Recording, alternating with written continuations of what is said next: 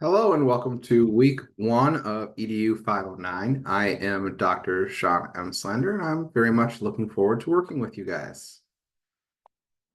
Um, this is Trauma-Informed Interventions for the Educational Professional.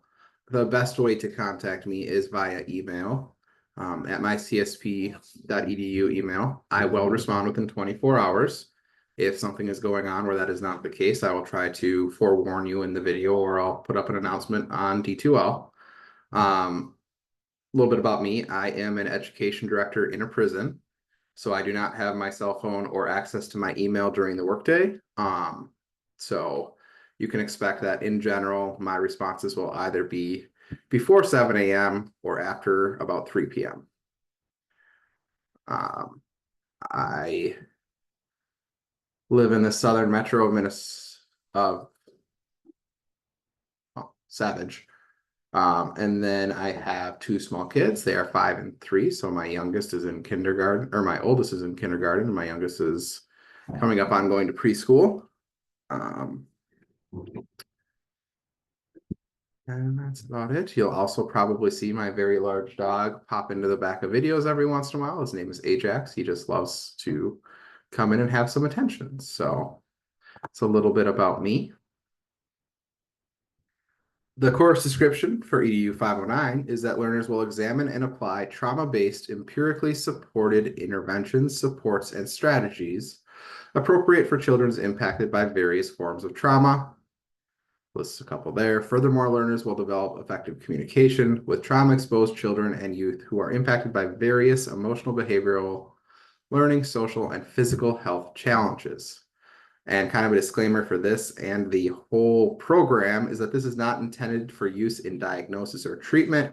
Rather, it's designed to enhance your professional competencies and promote learning processing in ways to identify signs and symptoms, when to take action, and where to refer to those needing intervention and support within the educational realm. So it's not for you to become a diagnostic professional, but rather somebody who can refer and help in the classroom. Another note for this week, please be sure to read the syllabus thoroughly. So the syllabus can be found in the course content. But content, welcome. You should have a welcome bio from me. That just has exactly what I just said. And then down here, you have the syllabus. Please read it thoroughly. One thing to note, that the rubrics in here are what I use when I grade. So make sure you double check that you are doing what is on those rubrics.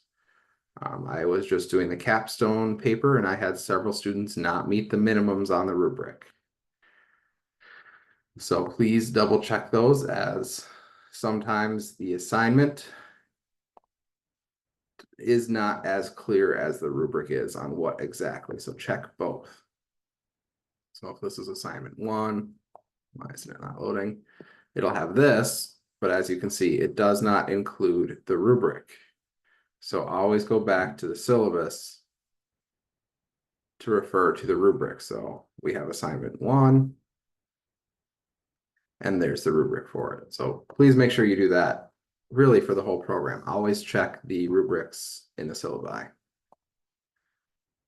Our program essential question is: in light of what is known about how children learn, how shall professional educators best promote resiliency and recovery for children and their families who have experienced traumatic events? In the syllabus, you can see how the course learning outcomes are connected to this question. And then talking about andragogy a little bit, that is pedagogy for adults. Instruction focuses more on process and less on content. There'll be a lot of case studies, role-playing simulations, and in general, your instructors are going to be a facilitator or a resource rather than a sage on the stage. You will quickly see that that is my methodology. I'm going to do my best to make sure you know everything that's coming towards you in the class, but I'm not going to be lecturing for 40 minutes each week. I try to adjust the length of these videos based on how much I know you have to do each week. So if you're going to have a lot of other videos to watch, I'm going to try to really cut down on my time, just to try to ensure that you have time to do what you need to do. Course assignments are going to be readings and videos, weekly discussion board posts and participation, ensuring you do use APA 7 citations and references. And there are 4 written assignments: viewing your students through a trauma-informed lens, an organization mission and vision, the 6 R's of a positive educational experience, and their stories aren't over yet. For discussion boards, please have your initial posts in Thursdays by midnight, and then respond to 2 peers on each board by midnight on Saturday. If you want to post earlier and respond to peers earlier, that's great. I tend to kind of just pop in there a couple times throughout the week to see how they're going, and people who are complete, I'll grade early. And know that unless stated otherwise, the expectation is always 2 responses per discussion board. Assignments 1, 2, and 3 are going to be due on Saturdays of weeks 2, 4, and 6 by midnight. If you need extensions, please email me. And assignment 4 is due on midnight of Monday of week 8, because week 8 ends on a Wednesday, and then it's very quickly grades are due. I believe I have all of those due dates into D2L already, and you can find them here in the assignments page. So for this week, your theme is Introduction to the Course and Trauma-Informed Principles.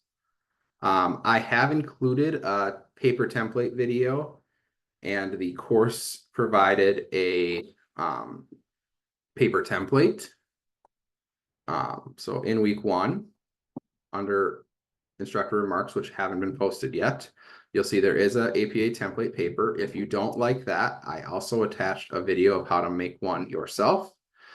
This template isn't mine, so it might not work perfectly. I didn't make it. I can't promise that it's going to work perfectly. If you find that something is not working for you and you can't figure it out, try my video. If that doesn't answer your question, please email me and I'll make another video with your question in it, as well as responding directly to you. But I'll assume that other people are going to have the same issues.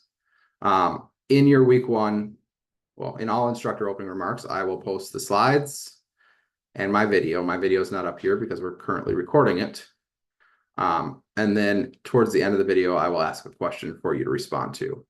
I try to record these all on Sunday mornings of that week. So it is Sunday the 27th, and I'm recording for the week that starts Monday the 28th.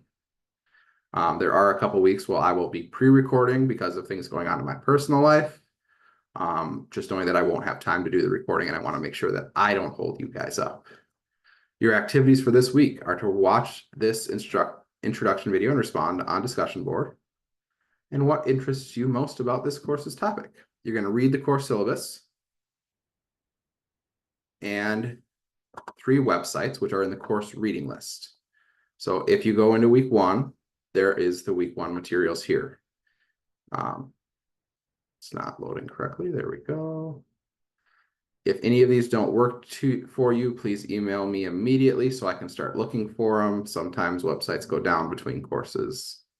That's kind of the downside of using websites rather than articles, but sometimes they're great. So and then review all of the assignments, rubrics, and course calendar just to kind of prepare for yourself. We are going into a season of the year that is very often very busy for folks. So try to plan ahead and know when those assignments are due. Make sure you complete your discussion board learning activities and try to make a plan for next week and the weeks ahead. So thanks for being here and engaging in this vital work. The question of the week for the initial remarks is, what brought you to this program? You can be as candid as you want to be. I'm happy to say that when I was doing my master's, which I did through St. Mary's, I was really just looking for a program that wasn't very expensive, that I could get done quick so I could get raises at work. That was all I took into that program. And thankfully, I brought a lot more out of it than that, but those were my motivations. So don't be embarrassed if your motivations are similar to what mine were. But I have found that a lot of people taking this program have much more genuine motivations to help students, which is really great. So Have a great week. I look forward to learning about all of you, except we're going to talk about the discussion boards before I forget. Discussion board number 1, you're going to create a 3-minute video. YouTube, Zoom, however you can record yourself, preferably with your face visible. Greet your colleagues and instructor. State a rough geographic location. You don't need to give us your house address or anything. You can say, I'm from northern Minnesota, southern Minnesota, if you don't want to be exact. What is one thing you like to do that sets you up for a great day? And who is the most resilient person you know, and what makes them resilient? Please respond to 2 or more cohort colleagues, and note that APA is not expected, so you can use first person. That's perfectly acceptable in this one. You don't need any citations for it.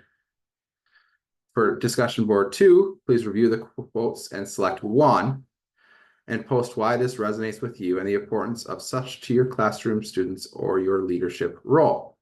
Provide an example of an application. Feedback of support with 2 cohort colleagues is required. Here are the 3 options. So pick from those 3. If you want to see where many of these came from, all of them came from there actually, you can click on this and it'll take you to a 1-minute little snippet of the dialogue between Dr. Bruce Perry and Oprah Winfrey. So that is a good one. I believe at different points in the program, we watch different parts of this video quite often. So I look forward to hearing from all of you and seeing your videos. Have a great week. And that is all I have.